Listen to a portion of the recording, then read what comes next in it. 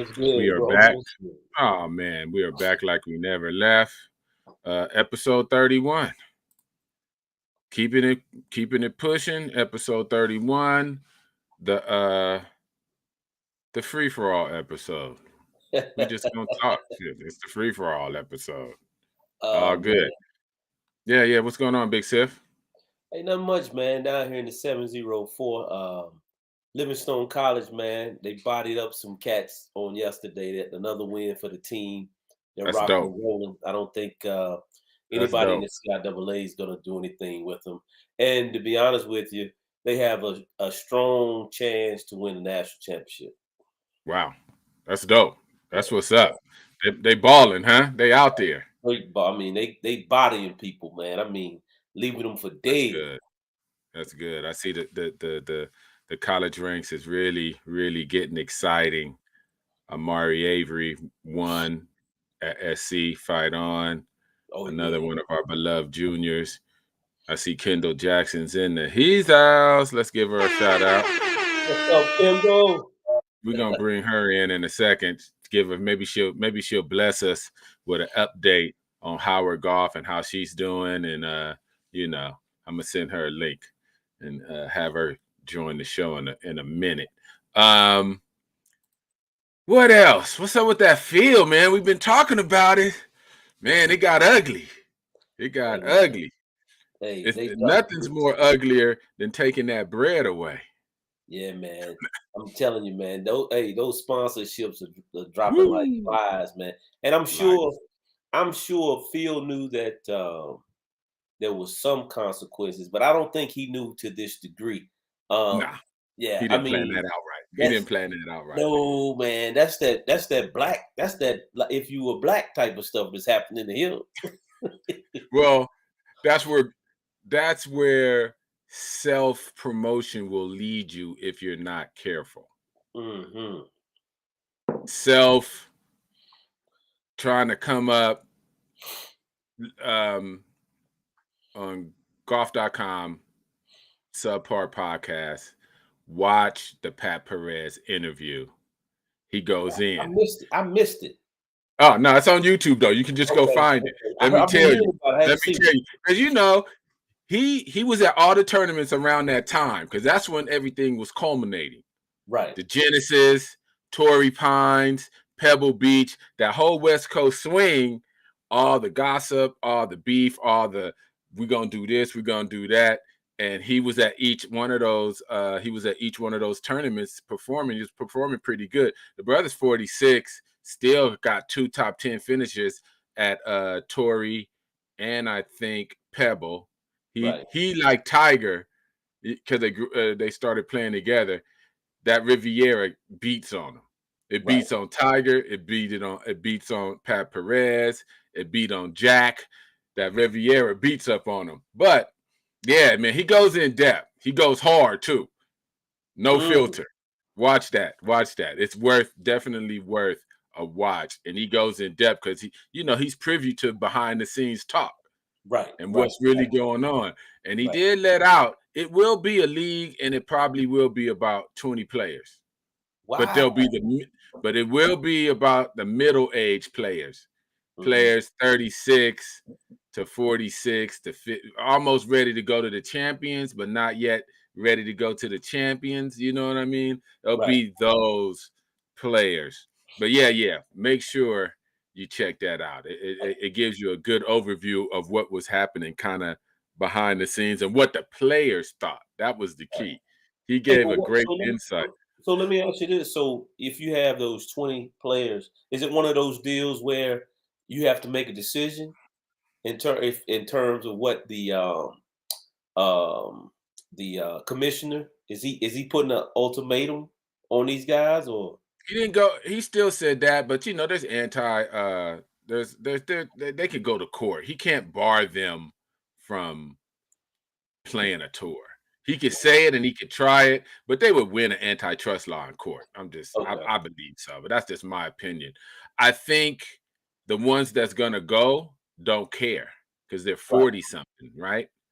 And they get guaranteed money, no cut, and the likelihood of them making 5 or 6 million or 10 million from 42 to 50 is small, Right.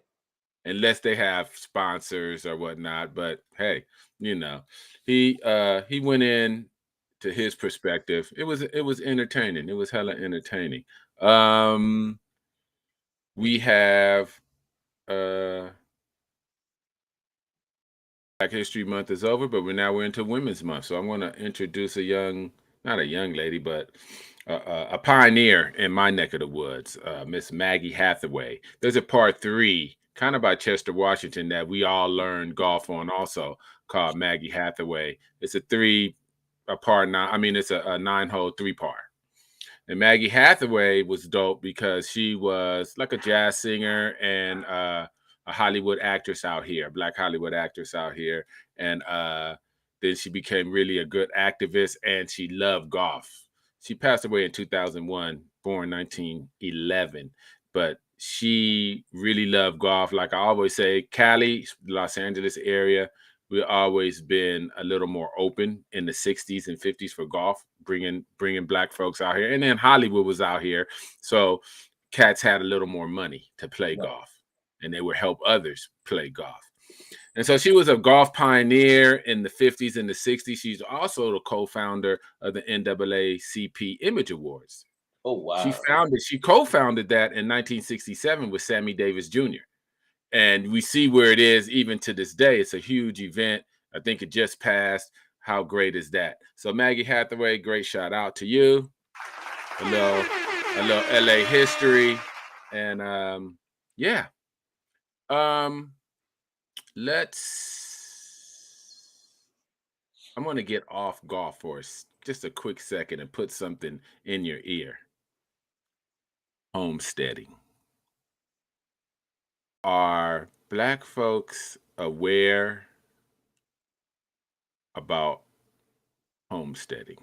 It is a kind of not a craze, but a new interest in buying up acres, getting away from the hustle and bustle, and bringing down cost and owning real land. Of course, rural land, but land. I just put that out there. Homesteading, look it up. It's a lot of people out there. It's a Black farmer called Lead Farmer. He's on YouTube. Check him out, see if you're into it. But what I will say is, golfers, we have a little expendable income to golf. You got to have a little money to be able to purchase clubs and green fees and travel fees. And, this is our hobby. And so with some of that money, think about buying some acres. Not for you, for your children. You don't have to develop it or try to put houses on it, but gobble it up now. Even out in Cali, which prices and land is crazy expensive. I can go 40 miles outside of Los Angeles and pick up 3 acres for $18,000 with the electricity pole on the property and water maybe 200 yards away. Right. With a actual solid road in front of my property. Yeah, easy. 20 racks, give me 2.5 acres for $18,000, and that's Cali, in 40 miles from LA. Right. In the desert, but it's it's an actual road. It's actual electricity on property. Well, the pole is on property. You bring the electricity into your house, about $10,000 to do that. But it's possible. If it's possible for me out here, trust me, it's possible for y'all anywhere. Gobble up some acres. If you don't do anything with it, your grandkids might be like, man, grandpa was a forward thinker. I got 5 acres. It's already developments around the house. That's generational wealth. Yeah. That's generational wealth. Yeah. Leaving land to your kinfolk is generational wealth. It don't have to be worth millions of dollars. Right. But the thing is, Manny, and you're absolutely right. Matter of fact, I'm having a house demoed here in the next couple of weeks on some property that I own. And the thing is we'll get together to block vote. What I mean by block vote, when there's an election, we make sure that we establish a block vote, meaning We have everybody in the congregation, everybody in the community, everybody in the hood to vote this way. But we Yeah, never come to the table and say, let's do a block economic reform that that's could true. change the lives of our children, our grandchildren, Yep, our great grandchildren. But and to your point, um, I I have friends who go to the mountains all the time, and these cats have built these 15 and 20 bedroom homes in the mountains that grandpa started way back when, and so all they do is just lease it out as an Airbnb. And yep, but that's generational wealth, and I know Ron yep. Childs can speak to it, man. He's acquiring land, and in the Okay, future he's going to put small homes. The exactly. Yeah, and so as long as, like you said, as long as you got electricity, long as you got water and sewer, you can't look at geographically where it is, man. That could be a place where people want to go to get away. Yep, yep. And you never know what it's going to be. And I think we're short sighted. We think 5 years from now instead Right, of 30 years from now. And if you think like that, we'll dead. just be paycheck to paycheck, family to family. Your people never inherit anything. When you actually have something to leave your folks, you're more likely to make them more financially prudent and financially aware of certain things Right, because you know you're going to leave them like, hey, I got this land. This is what you need to do. This is the taxes on it. Leave it better than I left it. So your grandkids, and then you're talking about 6 generations of right. people on the land that started from $5,000 or $10,000. Get it together. I know this is a Exactly. golf show, but we try to be No, whole good in everything information. we do. Good Exactly. information. Whole. I think Miss Clark's golf life is back like she never left. You know, we get down like that. Are you back? You off that cricket? Yes, I'm good. I'm good. I'm good. What's up, y'all? You off Cricket. that cricket? Okay. Man, That cricket was killing you. You was it was freezing up. terrible. That cricket was killing you. We went through a lot of certain things already.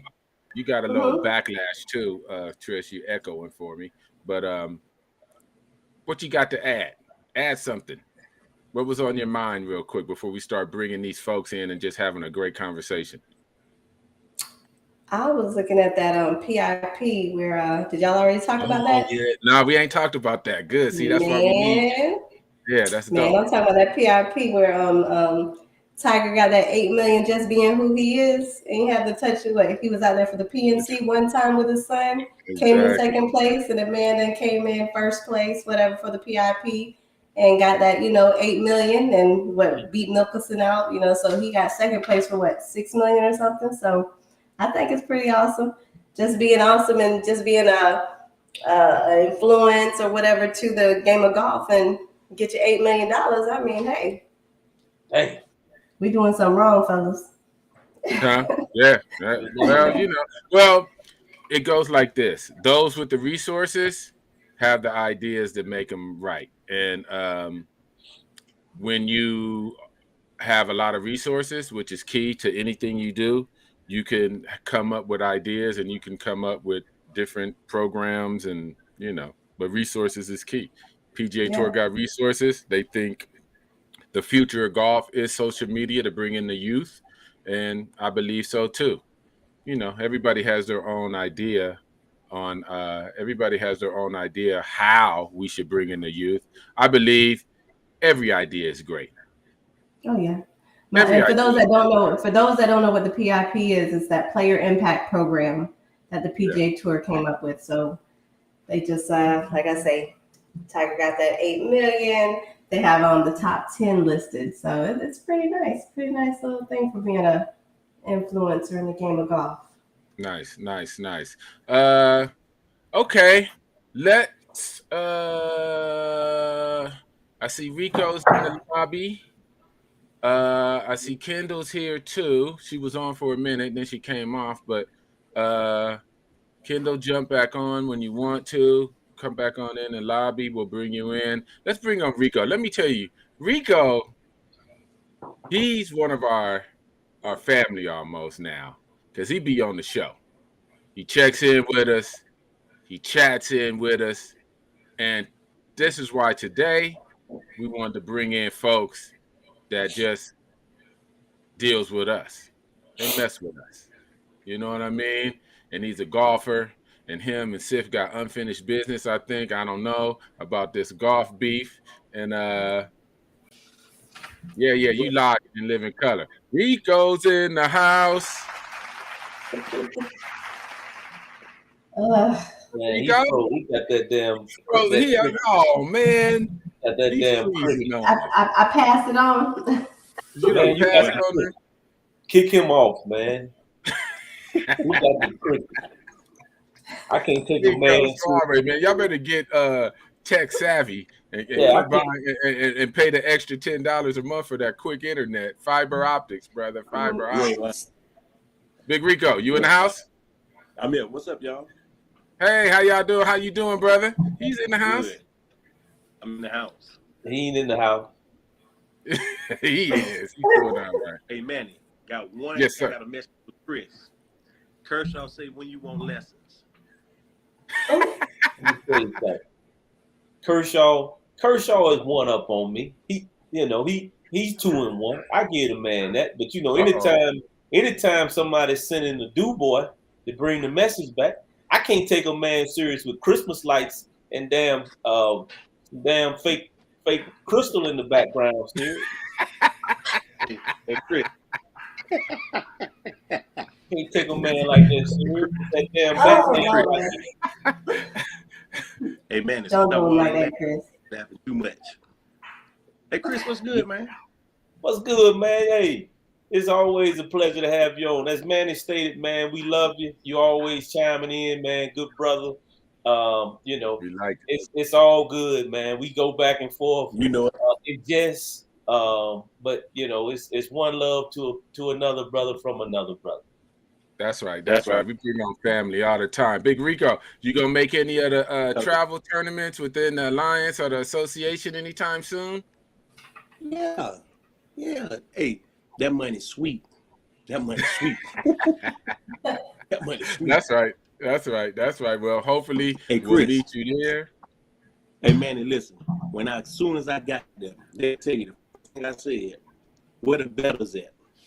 I don't want to be nobody's friend. Where the betters at? Where's the money? Where's the betters at? They ready. Okay. We got a few coming up. We got a few stuff coming up, and I think it's gonna be all good. Everybody get together and put that money on the table. Put the money on the table. You can't even pay your internet bill, man. You ain't got no bill down. Hey, Chris. Chris. I just wanted to get on here, man, and shoot the breeze with y'all. That's I'm gonna right. get on there. Hey, listen, I've been asking, when we gonna get to talk junk to everybody? You see, I'm the only one here. I backed mine, Chris. I told you. That's right. We told you. We told people to come on. You here, baby? I love it. Yeah, Rico and get on him. Rico, we might have to partner up. We might have to partner up and cut some heads off. A team effort. Hey, and it's sweet, man. I don't ask nobody what they shoot. Otis, I gave him 3 aside. Kill him. Damn, Otis, man, you hustling. No, I know how to golf that ball. That's right. Damn, Otis, tell me that. Oh yeah. He took a lot of people money over there in Houston. Oh, did he? There wasn't nobody out. All right. Now, hold on, wait. Hey, Chris, I'm gonna tell you one who can play straight up and down. Big Pee Wee, Big Curtis, Big Pee Wee Cole now, Big Boy Cole. Yeah. He cold. All right, Rico. You're freezing on us. Manny, I heard you got a little game. I have no game. I heard you got no game, but I probably need some strokes. We're gonna look at the handicaps, and we're gonna see what kind of strokes we can have. But I bet any and everybody. I bet. We're gonna do something. We bet. Rico, you're cutting out. Thanks for coming on. Rico's back in the lobby. All right. What else y'all want to do? Rico sound like whenever you are ready, come on in, and we'll let you come on in too. She was in for a minute, but she probably got She probably got busy or something, but she might come back in. Let's talk about. I was looking at this interesting YouTube thing, and there's a debate about club fitting. Should club fitting should you charge for club fitting, or should club fitting be free? And the cat from My Golf Spy thinks it should be free. And the cat from TXG, that's all they do, is they think it should be a paid service because they're professionals and they look at the analytics and they really go deep into the data to get you the perfect fit. What say you, Chris or Trish? Have y'all been fitted? Go ahead, Chris. Nah, I've never been fitted, but I do think that I think it's a skill set, and I think anybody that has a skill set and it put the task should be paid. I would like for it to be free for me because I know what I'm going there to do. I'm going there to get fitted, and I'm going to buy some golf clubs. But I've seen guys, man, to go to fittings, and they're literally out there 4 hours wasting the man's time. And then what they'll do is they'll take the specs and go somewhere else. And so I think there needs to be a charge for at least a person's time. Yeah, definitely. I think so too. I think it breaks down into this. If you're a boutique fitter, club maker, and most people, if you get a fitting and buy the clubs, they roll that fee over into your cost of buying the clubs. So it's really a no cost if you buy clubs from them. Right.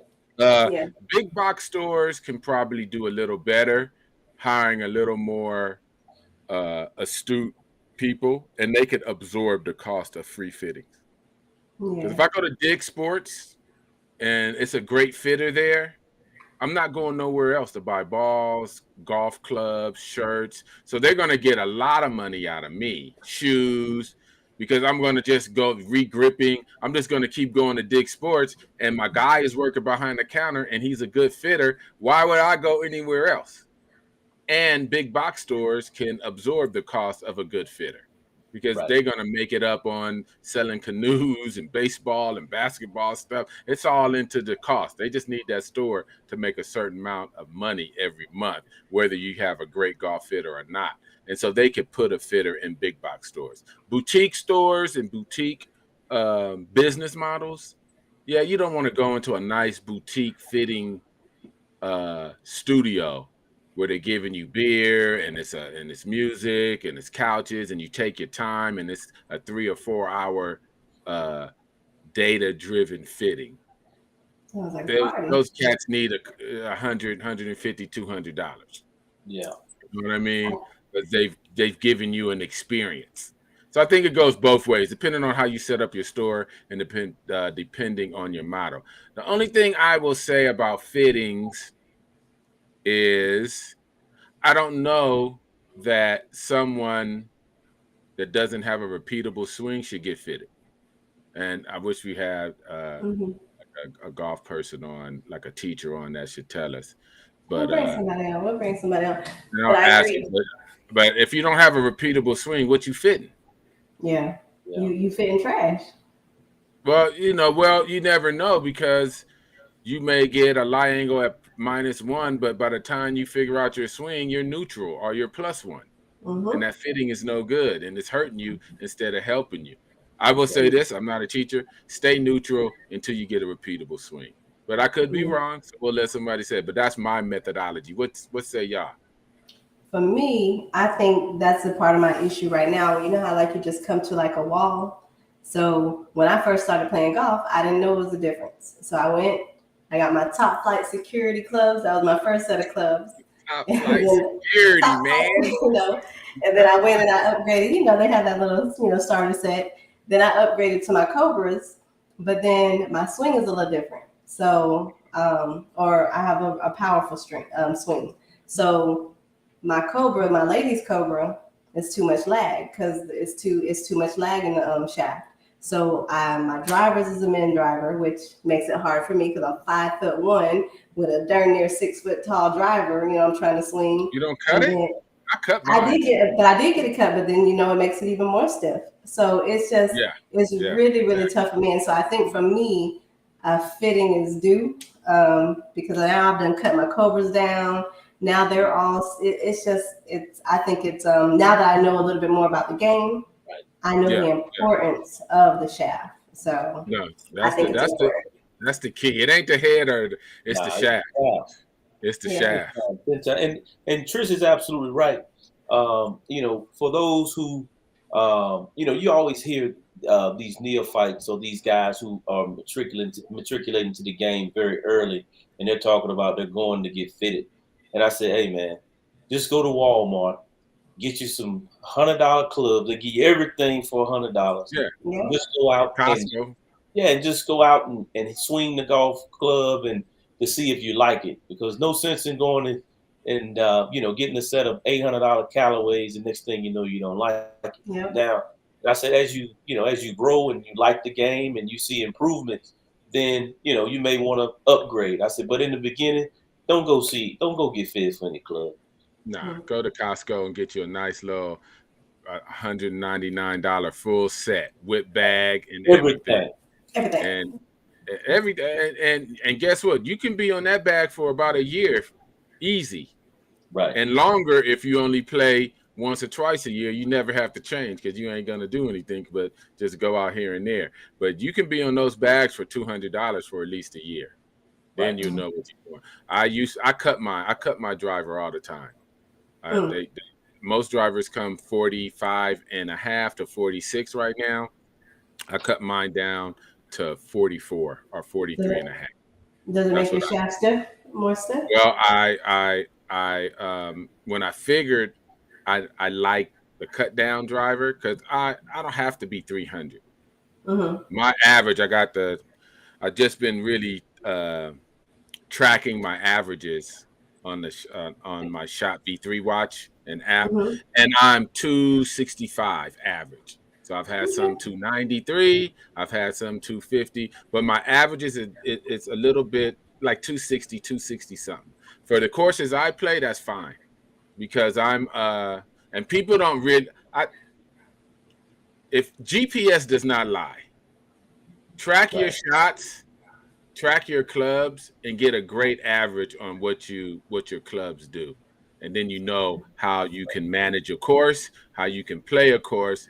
I know, like I said, I've had drives at 290, I've had drives at 255, but my average right now is 267.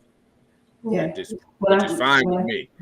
Yeah, we only play 6,400 yard, 6,600 yard courses.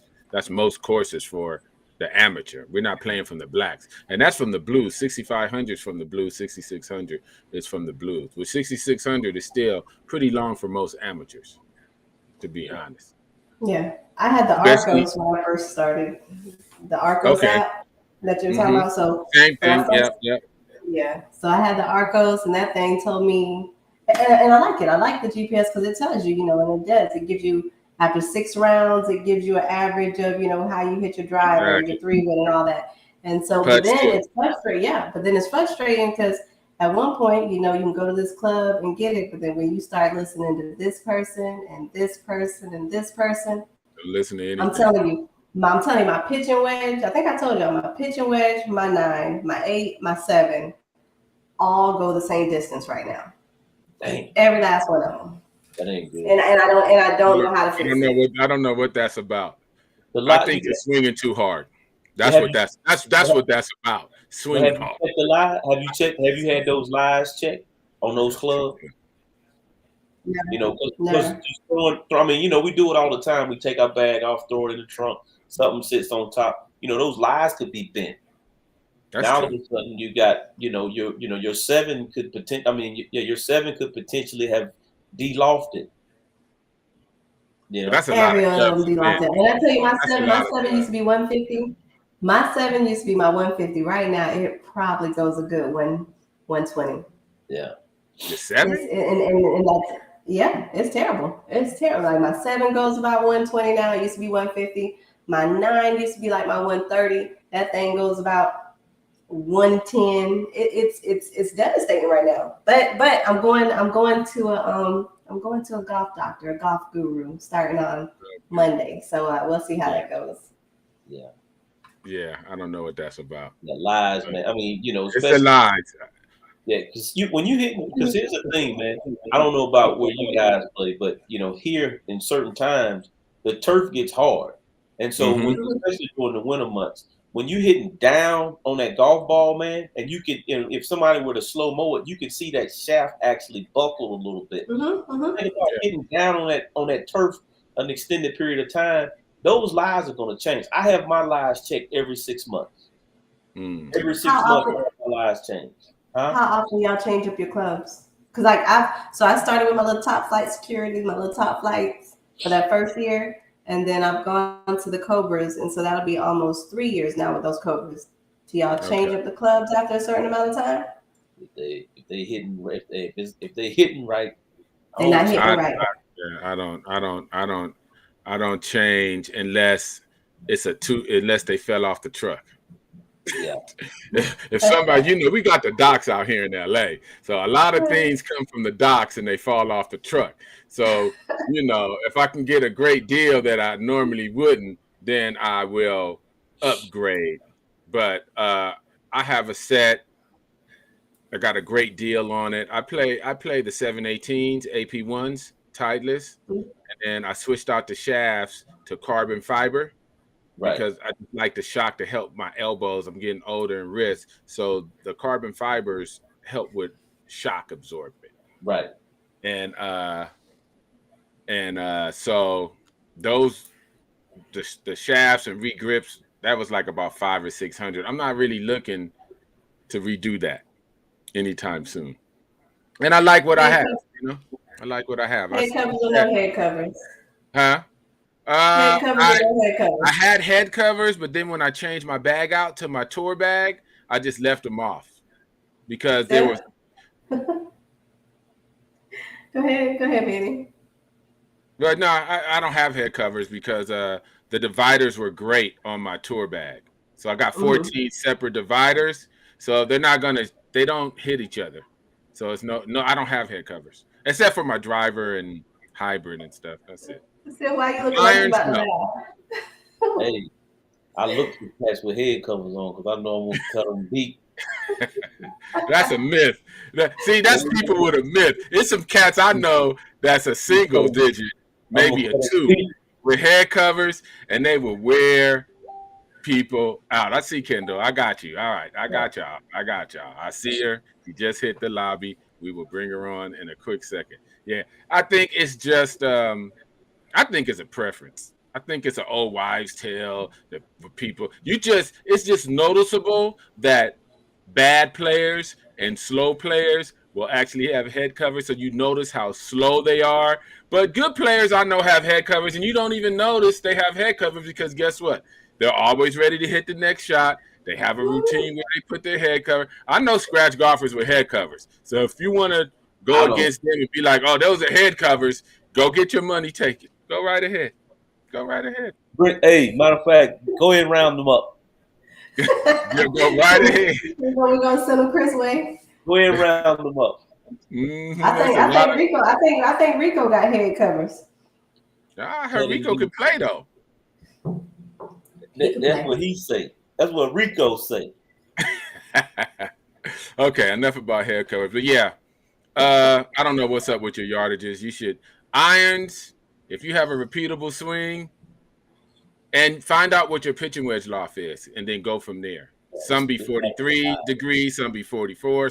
So find out what your base pitching wedge loft is, and that should dictate your gaps between your pitching, between your gap, your pitching, your 9, your 8. That should kind of dictate. And golf companies play a game, and they de-loft certain clubs to make you think you're hitting farther. So if my pitching wedge is normally a 43 degree and they take it to a 41, I'm like, ooh, these clubs are great. I'm hitting it 10 yards farther. No, it's 2 degrees. Yeah, it's all games. That's like they Yeah. did with the driver. Driver shafts used to be 45, now 45 and a half, 45 and 3/4. Now it's 46. And that extra inch or two will give you an extra club head speed if you know what you're doing. And therefore, you say you're hitting, but I'm hitting 260, 270 with a 44, really a 43 and a quarter. Tiger used 43 and a half the first 15 years of his career.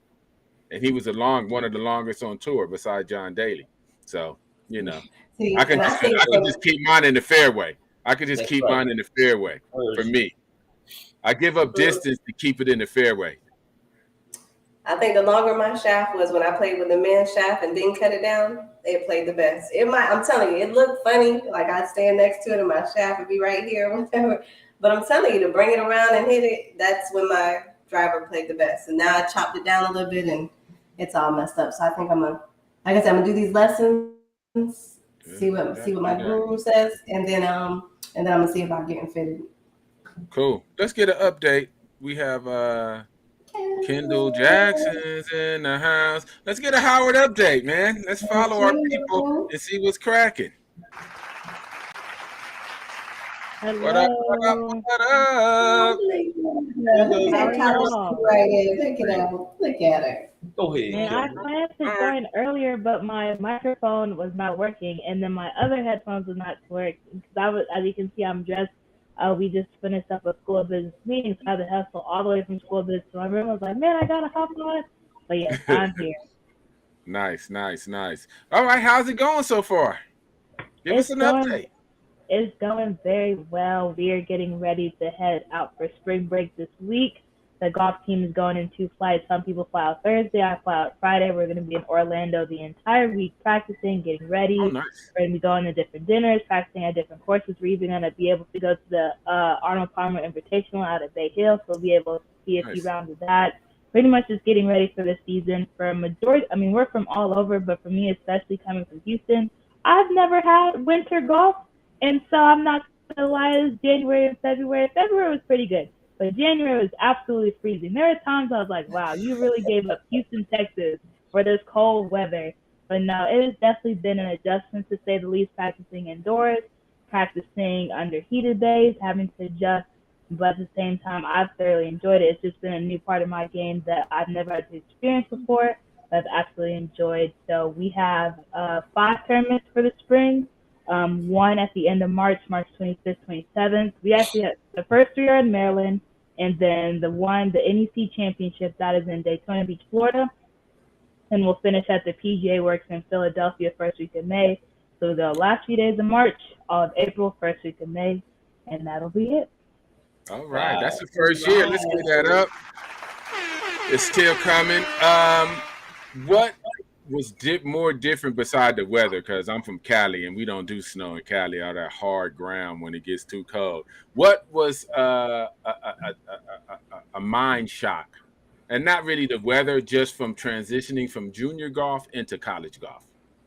I will say, I mean, other than the weather, of course, I would say just how much more responsibility, because being in college, especially being long ways from home, having to juggle, because at least when I was at home, all I really had to juggle was school and golf. Transportation was taken care of, dinner was taken care of, laundry was taken care of.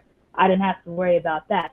But here, it's so much more I have to factor in. I got to make sure I eat on time, eating my meals, exercising in the mornings. We have our 6:30 a.m. workouts Tuesdays and Thursdays, so it's that to 10. School of Business is a whole thing. I would say most of the golfers are in School of Business, but there's only just me and Jada that are the freshmen in BO, and so it is a lot. We just finished presentations yesterday. We had the career fair yesterday, so we have actually meetings twice a week on top of practice, 5 days a week on top of workouts twice a week. So it is a lot, just balancing everything, just not overextending yourself as well, but still just enjoying life. Definitely, I would just say just balancing everything on top of still practicing. However, this is the longest I've ever gone without a tournament. Usually our off season in Texas is like December, January, February, but even then, I'll play like once, maybe twice, it'll be something. I have not played competitively since October, and I'm like, ooh, it's been a long break. It's been middle of October to be exact. So just preparing as much as I can physically. That's how I was doing pretty much the entire Christmas break. And now, since it is March, I have some golf books I'm about to start up, some audio books I'm about to read, so I can get into that mental space. So just balancing everything. Yeah. That's tough. Yeah. You said a mantra. Let's get that up, because what I think is a great, I mean, we're just lucky to have you on, because you can give us a great insight of the transition from junior golf into collegiate level golf. And it's hard enough to be a champion, right? But Absolutely. now you're juggling a hectic school schedule. Howard's no joke. Howard ain't no joke. You working. You working at Howard. And you have to still do even the domestic duties on top of your professional duties. Because I'm going to say golf is your profession, school is your profession, but now you have to intertwine your domestic duties, and you got to stay fit and try to get good meals and not be like a pod, and sleep important, and not eat a lot of junk because it's easy and you're tired and busy. So it's tough. It's tough. We're going to give it to Trish or Sif. Talk to Kendall for us. We lucky to have her. You got it, Sif. Hey, Kendall, how you doing? Doing pretty good. How are you? I'm great, man. It does my heart well just to see where you are today. I mean, you were polished a year ago, but just to see you in your attire in D.C. at the Harvard University of HBCUs, doing your thing, golfing. I spoke with your dad today, and the thing is I was telling him about. I didn't know too much about. I play a lot of golf, and I've played a lot of golf, but I didn't really know that much about junior golf until I met Jeff Champ, and he kind of gave me the nuances of how it worked and how you get ranked and how expensive it is. And so then, I kind of started following you. Your dad was putting up pictures and posts and things of that nature. And so it kind of lit a fire under me. And so I told your dad today, I said, that some of the things that, I'm doing and trying to, let's say we're doing in terms of trying to raise money for other junior golfers, you were the inspiration behind that. And I think that, you being where you are now, very polished, very solid, great golfer. Now we have an aiming point. We have a benchmark in Kendall Jackson, and that's a great thing, man. So I really appreciate you allowing us to be a part of what you've gone through in your junior years, and now you're matriculating over into Howard, and you got some solid parents, man. Just tell me, what do your parents mean? I know your parents mean the world to you, but can you articulate, what do your parents mean to you? Yes, absolutely. I'm going to start with Dad first, because I know if I don't start with him first, he's going to call me, you didn't start with me first. So I'm going to start with Dad. He absolutely has been, especially with him being a student athlete in college, he knows that life. He knows that work-life balance. So being able to ask him out, even though it's a completely different sport, student athlete is a student athlete at the end of the day. So that aspect, I know that's the main reason he pushed for me to go for golf as well as to go for golf for college, because he wanted me to have that same aspect as he had in college. But he is probably my number one supporter, definitely my number one critic. I'll call him today. I was like literally the other day I called, man, I can't tell you how many golf balls I hit left. He's like, well, did you do this? I was like, no. He's like, well, then there you go. He's not even here, and he already knows what's up and everything. So I cannot, this is actually a fun fact. I've been competing competitively since 2015. From 2015 to now, he has missed all of 2 golf tournaments. One being a collegiate tournament, and one being it was not that big a tournament. It was really small, but he has missed 2 tournaments in the 6 years I've been playing now. So always been in support, even if he has to leave and come back. Truly, truly my number one supporter, my number one coach. I absolutely love him so much. Even though he drives me a little crazy sometimes, I absolutely love him. And then my mom, even though she got introduced in the tournament aspect a little bit later, now she knows, Kendall, why did you do this? I may not play, but I know you're not supposed to do this. Oh, this guy wants this. She has grown in her knowledge. Now she can talk your ear off all day about golf and about and everything. That's right. I love to see how much she has enjoyed the sport. And then one thing my mom and I always talk about, making sure I have my snacks, making sure I have my sandwiches. I know they both gonna make sure I have everything I need, rather if it's practice, rather if it's lessons, rather if it's the tournament dates. They're like, you may not be able, we're gonna focus on this, so I'll do your laundry, I'll do your snacks, so that way you can focus on this. Like, she has truly been behind the scenes helping out. So those two mean the absolute world to me. I honestly would not be here right now in this spot, be here at Howard, not be the golfer and the person I am without those two. Let's give that up for the parents, the unsung heroes, because it's a direct correlation between, to me, parent involvement and champions in golf. Tiger, the Champs, the Varners, now the Jacksons. There's plenty more. I'm not leaving nobody out. I just can't name everybody off the top of my head. But there is a direct correlation between parenting and involvement and who you see on tour. It always goes back.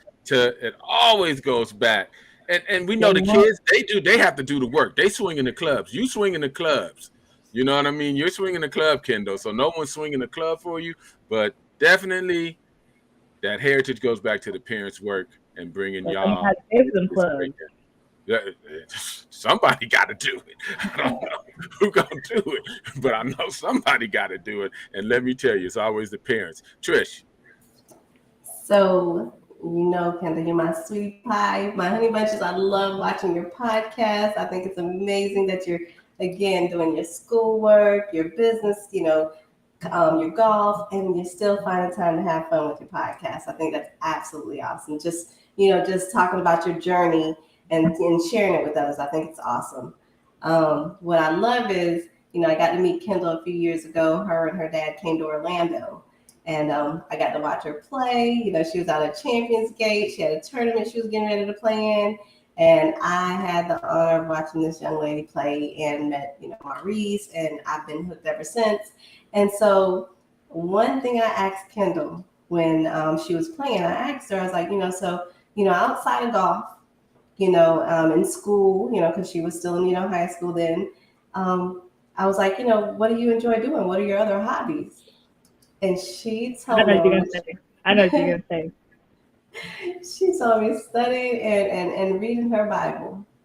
Wow. And so my question to that is, because we always know, faith is everything, and faith without works is nothing. And so I'm just wondering, with school and everything else, are you still able to find the time to get into your word? It's been, first semester was definitely a little bit chaotic, and I caught myself kind of slacking a little bit. I mean, I was still consistent, but definitely not as much as I needed to. I'm still on my Bible streak, currently at 792 days straight of reading the Bible, so I'm definitely continuing that. So far as my devotional, I found nighttime has been been the best time for me to do it because everything's settled. I can find my peace and quiet there, because I know if I try to do it in the mornings, most of the time I'm up and kind of busy. I was able to watch church a few weeks ago. I did not watch this past Sunday because I was busy, but I've been doing it better at streaming church, especially being an hour ahead. It's a little bit better. But to answer your question, yes, I've still been doing my word. That's right. Well, we'll get that up for the word. Hey, she can play that piano too, man. Yes. Nice. Why I can't play the piano? I want to play the piano. I can't play it. You ain't practiced it. That's why. You don't play because you didn't learn. Even one didn't practice. I think he practiced night and day. How's your teammates? Teammates are doing very well. I know the ones that leave out Thursday or tomorrow, they're all packed, they're all ready to go, they're excited. And then same for us that fly out on Friday. I think we're all just very excited to be out of school for sure, and just be able to practice like every single day. We've definitely been enjoying practice these past few weeks. We've been able to go out to Argyle Country Club, go out to Woodmore, go out to East Potomac, which is the first time for me. And then being able to, especially in January when it was freezing cold, hitting those heated bays was absolutely amazing. Playing, we were able to play the short par 3 course the other day. That was nice. So I think we're all getting really back into kind of tournament mode right now. Workouts have been doing good. We've been focusing less on weight and more so like flexibility, strengthening, and especially our form. Because at first, I mean, we were doing good, but some of us are doing a little, not me, I know my limitations, but some of us are doing a little too much weight on the weightlifting, but we've been holding each other accountable, keeping each other motivated. So we as a team are doing very well. Great to hear. How's the coach doing? How's family doing? Coach P is doing pretty good. Last time I saw him was, I think, last Thursday at workout. I know he's ready for all of us to get together. Oh, no, we had the Zoom call the other night going over the itinerary. So he decided he's ready. He's ready for us to play some good golf. And then Coach Ariel Dawson, the assistant coach, she's actually been very big, helping us get to practice, helping us without whatever we need. So she's been a vital part on the ladies' side for sure. Nice. Beautiful. Let's get that up for the assistant coach and Coach P. Always family. Kendall, we're still proud. We're always going to be proud. Anytime you need to come and just give us an update, it's our pleasure to just have you update us as we go through your full journey of doing this collegiate level golf and beyond. Last questions for Kendall, anybody? Absolutely. This young lady's got work to do. We ain't gonna keep her on this Okay, show. I'm gonna try to. Do you know what? Are y'all gonna be at the Arnold Palmer on Saturday? I have to double check the itinerary, but I'm guessing this weekend. I actually can send you our itinerary for sure, so I can let you know. Yeah. Cause I definitely got to kidnap. I'm not a sure hug. what day yet. I'm gonna be out there, so I definitely want to kidnap a hug. Okay, sweet. Yes, sure. I'll send your schedule. Sounds Oh, good. good. Hey, All right, Kendall. Oh, go Big Sif. Kendall. Oh, wait, did you have a question? Yeah. Yes, You? I got two questions. How do you like that DC life, being in the capital, and also I see where Dr. Bird asks Kendall would make a great collegiate golf correspondent. Yeah, I think she would. Like a news She's getting anchor? her practice in Like a now. sports anchor? Huh? Actually, that's the number one thing I've asked people, like outside of golf, what profession could you see me doing? They're like, oh, a sports anchor, oh, a news anchor. Especially since I actually made a video a few weeks ago highlighting I follow a different amount of Black female news anchors. I highlighted, I don't know I do enjoy talking. I don't know if that's for me, but I do have a high respect and regard for them. But it's literally everybody I've asked, oh yeah, news anchor, oh yeah, sports anchor. So That's pretty dope. But That's pretty answer dope. your question. Thank you. Answer your question about the DC life. It is much different from the suburbs. I am not gonna lie. Move-in week was absolutely chaotic in the best way possible. But especially for me, I love my people, but I've never seen so many at one time. I'm like, oh my goodness gracious, y'all are everywhere. I will say I've definitely enjoyed it being just around more Black people, going to an HBCU. The city life though, it's because I'm from Houston. I claim Houston, but everybody knows I'm from the suburbs.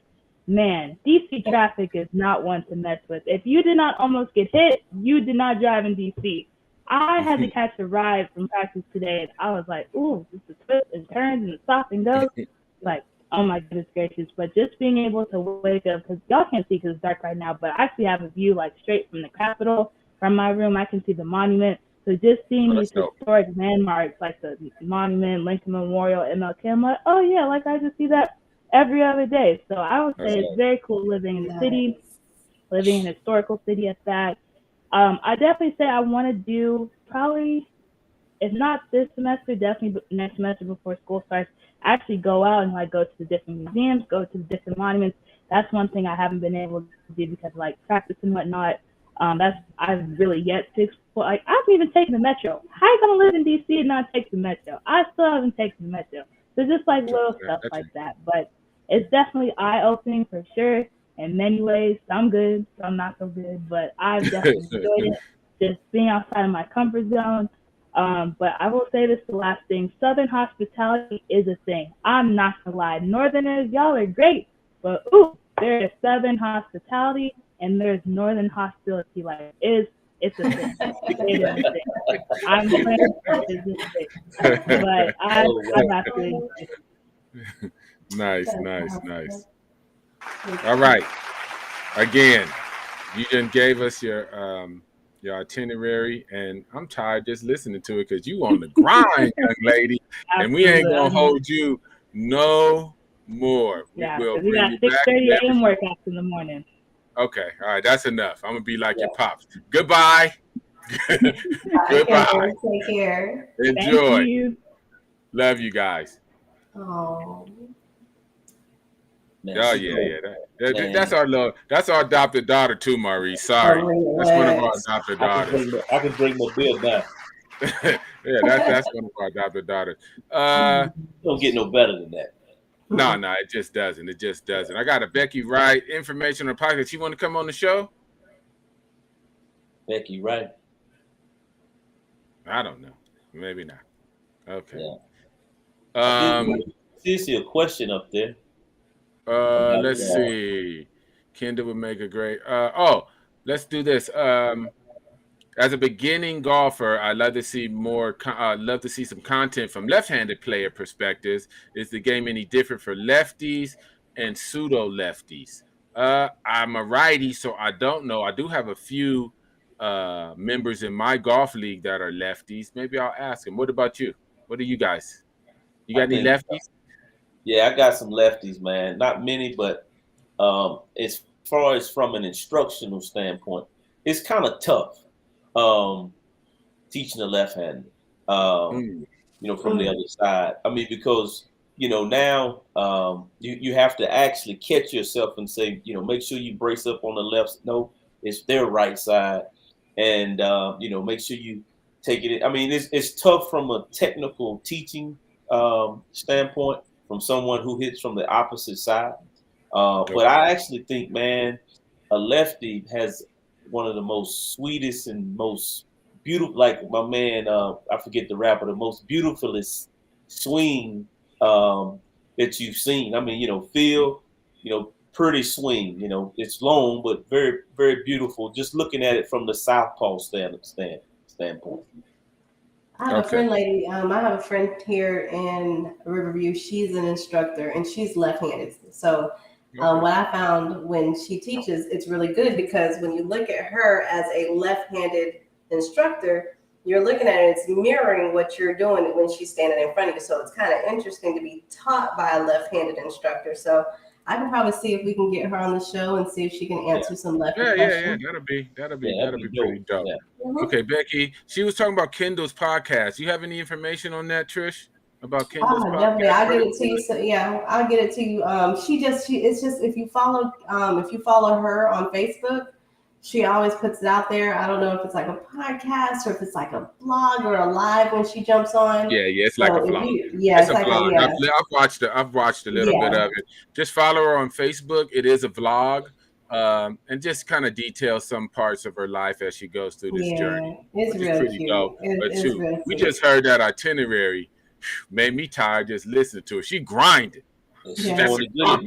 And all our collegiate athletes are grinding. And see, this is what people don't understand. We're pushing for people to go to college and play college level golf, but it's not a cakewalk for them.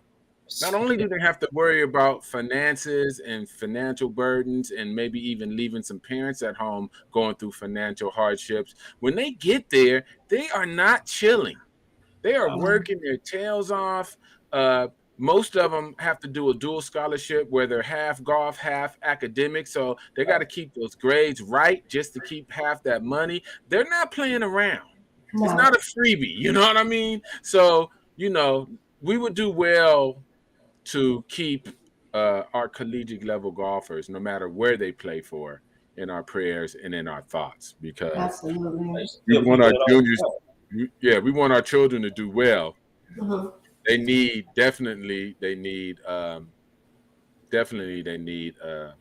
support. At least they know people on the. And I know the thing about the young ladies the ladies that went up there to Howard, I know, like McKenna, we have McKenna, and we have obviously Kendall, and you've heard some things where it's like, oh man, they're gonna go up to DC, it's Howard, it's HBCU, and so there's even been some naysayers in regards to that they're gonna go up there and it's going to be a party town, and they're gonna kind of lose themselves. And we having Kendall on there and talking to her and listen to that agenda and listen to all the things that she's doing. You know, she's showing all the little naysayers that are out there, because everybody has them, that you very well can go to HBCU, you can go to Howard, you can still grind, get your education, and play golf and stay focused with all of that. But I tell people this all the time. No matter, being a collegiate athlete, no matter where you go, you can get what you want to get. You can go and get dope. You can go and get partying all night, or you can go and get academics. It's what you're going there for. And I tell people that all the time. If you're going there to do this, it's going to happen. If you go in there to do that, it's going to happen. But if you're going there and you have a game plan and saying, I'm going to get a great education so I can go out and be, a successful business entrepreneur, whatever you want to be, you can get that. It's totally up to the individual. Yes. Exactly. And to be honest, that's a very ignorant ass statement. I was an ER nurse in Long Beach for 10 years, and we lost 2 to 3 college students at Long Beach State a year from alcohol poisoning. And that ain't no HBCU. So the party is everywhere. It's everywhere, man. Just like the education is everywhere, just like the networking is everywhere, just like the work ethic is everywhere, just like the dope is everywhere. So to say that is very ignorant, and we got to stop it. And, you get out of life what you put into it, and you can find what you want. There's something for you wherever you go. Right around the corner. Something waiting for you, and there's something for you wherever you go. It's about mindset. It's about work ethic. It's about those strong parental ties and a link to your history and heritage. And you're going to be all right. That doesn't mean you ain't going to make mistakes. That ain't going to mean you ain't going to party a little bit. That's part of the journey, I hope. You know what I mean? That's part of your journey. You just try to do everything in moderation and have some bit of discipline. All right. We over an hour, and I think that's enough. Miss Clark. I'm still here. You ain't got to see me, but I just there it is. It's dark. We're telling you, but it's all right. We're gonna send her back to Best Buy. She needs an upgrade. Michael Jackson. It's too late in the game for you to have technical. It's actually my computer. My laptop is it's just having some technical difficulties. Got one of them Chromebooks. Yeah, well, you better go get with Sif. Sif got the laptops. You need a special. But I thought y'all said that those cause problems. The iPhone products. No, I got everything. You got everything. Just get a dedicated. Yeah, you just have a dedicated book, a notebook just for the podcast. You'll be all right. All right, well that'll work. I'm gonna have to get with Sif on that. But no. Fellas, always good to connect. Always good to come on the show. Always lovely to see Kendall and all that good stuff, and just kind of talk and just be easy or whichever. So great show. Yeah. Next week we're gonna talk about the next week. What are we at? We got we're gonna dive deeper into the Memorial Tournament with the Black Golf Alliance. And see if we can weed out and get some more information. That's coming next week. All right, we out. No fanfare. Deuces. Thanks for joining us again. Deuce. Peace.